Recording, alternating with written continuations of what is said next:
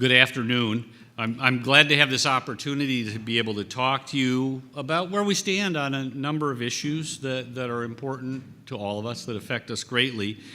And so my aim today is to provide you with a bit of a high-level view of some key projects that are part of our shared work, and then do a little question and answer session after I finish those remarks, and that's your chance to raise issues or seek answers to anything that you think is important in moving us ahead. So we're trying this to replace the open fora that we've been doing for a long time and that mid-semester briefing we've been doing for a couple of years, just to mix it up a little bit. Those were getting a little stale, and we weren't seeing a lot of turnout for some of that. And some people said they were bored by how long I talked at some of them, including me. So anyway, hopefully you'll find this effective and a bit more efficient for a while as we work on communication. It's great to see so many of you here, and I assume it's about me, not the coffee and cookies. I want to start out by sharing an important number, 2.2.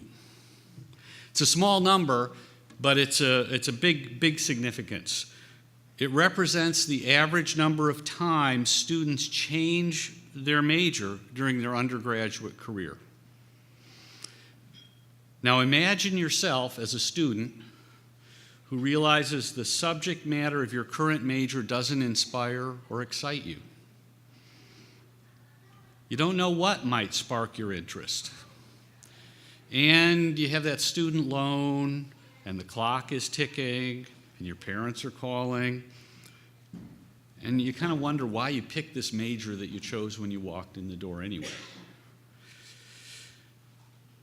Very often we lose those students. I don't need to go into a lot of statistics here. You've heard them before, but we often lose them. Now let me give you a different number, 3.46.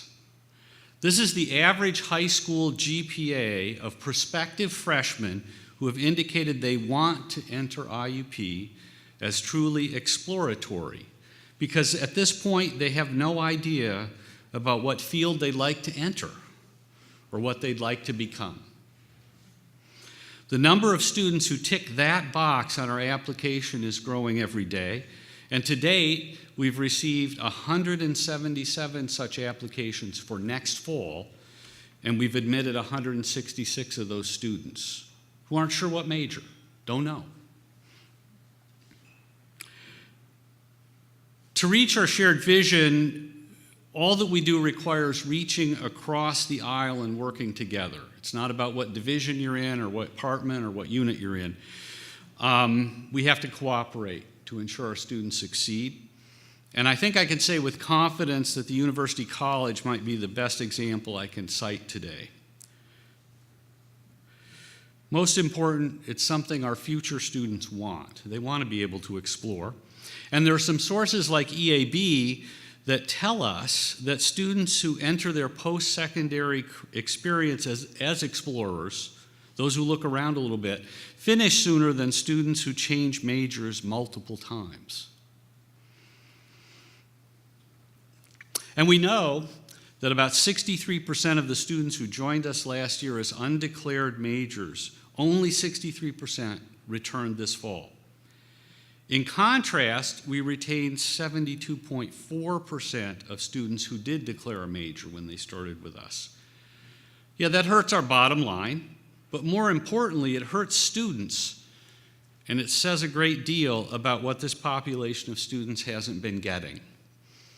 We're changing that, and the University College will provide the guidance to raise our retention with these students. So let me ask you a question. How many of you want IUP to be a place where students succeed, to be an academic destination of choice? Okay, those of you who didn't raise your hand, we'll talk later. At our annual opening of the academic year event, you might remember that I referred to our recent alumni attitude study.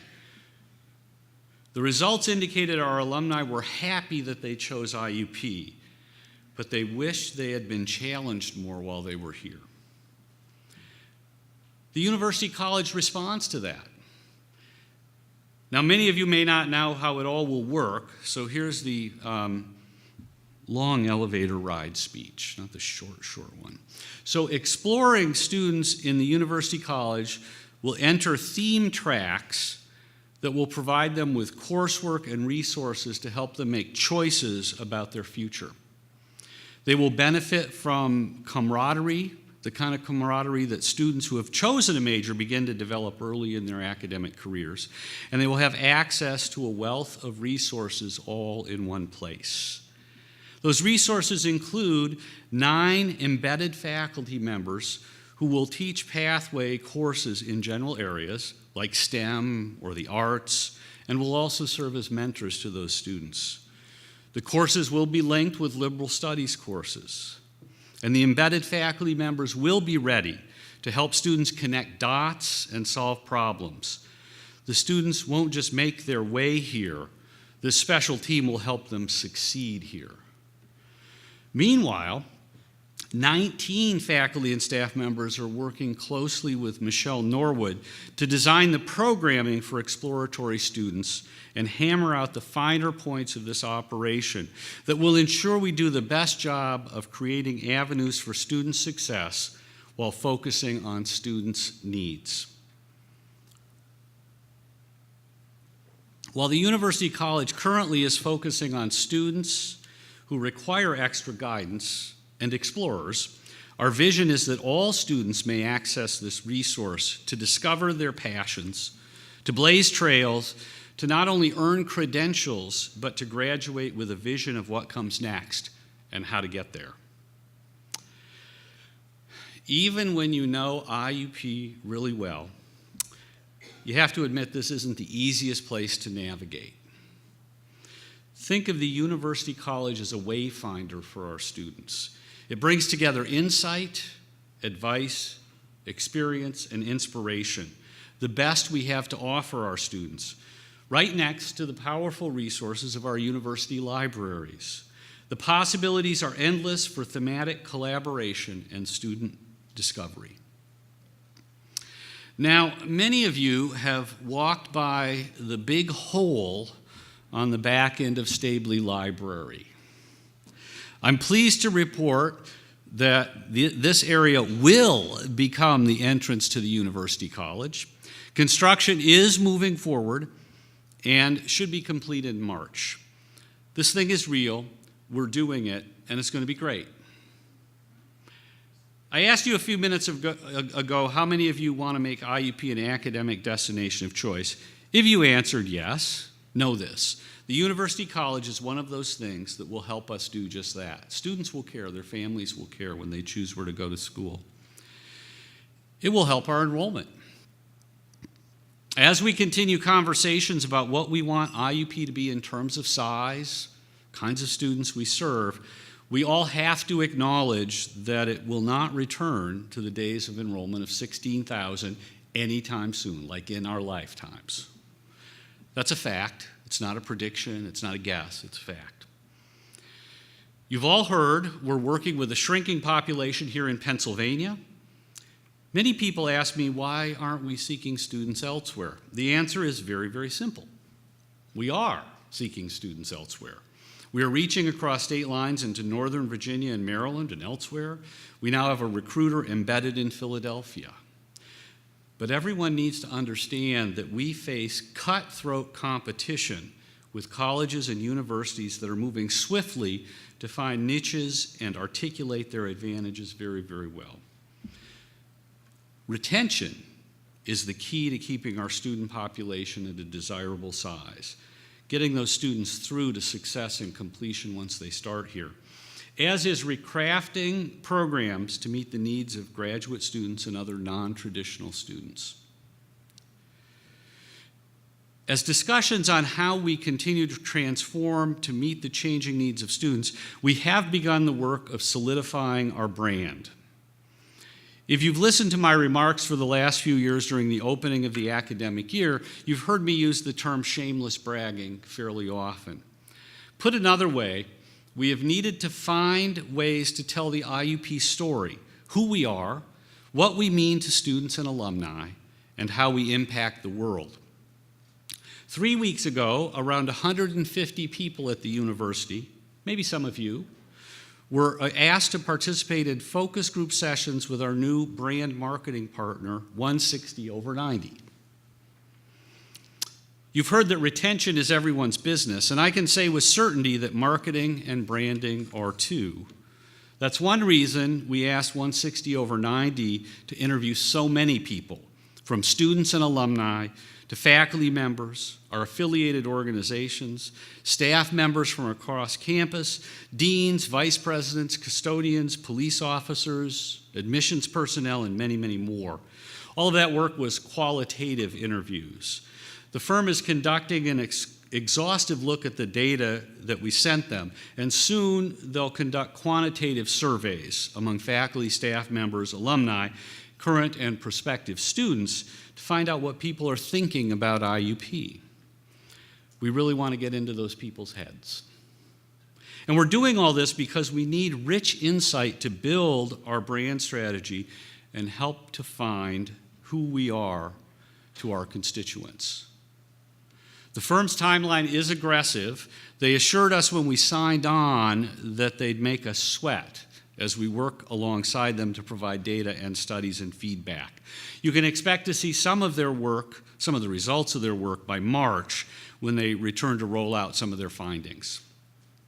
We are relying on 160/90 to work with us to better define what makes IUP special and to increase our relevance with our many audiences. They'll provide a foundation for messaging and help us do a better job of shining light on our students, faculty members, and alumni. A new brand image and pumped-up marketing presence will help us greatly, but there's no denying that our Imagine Unlimited campaign also accentuates all that we do. We're seeing a steady stream of support, and at the same time, we're building a stronger network of connections. A few weeks ago, I traveled with the University Advancement team to New York for visits with prospects, an alumni networking event, and to attend the first ever New York Advancement Council. We're also creating regional advancement councils in other cities. Houston is next, and holding alumni events in cities we've not penetrated in the past, Chicago and Cleveland, for example. I've witnessed some wonderful collaboration between the advancement team and the colleges, and I urge you all to continue to work together to make sure our messages are clear, that we are not missing opportunities, and that we are good stewards of philanthropic funds and information. The campaign is about raising funds, most obviously, but also about raising friends, building emotional equity, and generating and enhancing trust. Those are just as important. All the same, while talking about money, I'm happy to report that we've reached the $58 million mark, which is spectacular, particularly when you consider that we started out with an original goal of $40 million. You already know that we adjusted our goal to $75 million after receiving a $23 million commitment from alumni John and Shar Kopchak. But consider this, if we hadn't received the Kopchak's commitment, we'd still be near that original $40 million goal with $35 million in commitments. Today is Giving Tuesday. Things are still going on. There's a food pantry to be built for our students. Sign on. I'm sorry, I'm straying from the script, but go ahead, sign on. Help our students who need some help in that area. But $58 million now. We're entering the heavy giving season of the year as people finish their taxes at the end of the calendar year, and I expect we'll see a few more significant gifts before December 31st rolls around and push that number up even higher. COP won't let me make a specific prediction just yet. But I'll say it before, and I've said it before and I'll say it again. IUP is worthy of philanthropic investment. People believe in what we do here. People believe in what you do. I'd also like to take a moment to provide a brief update on our free speech initiative.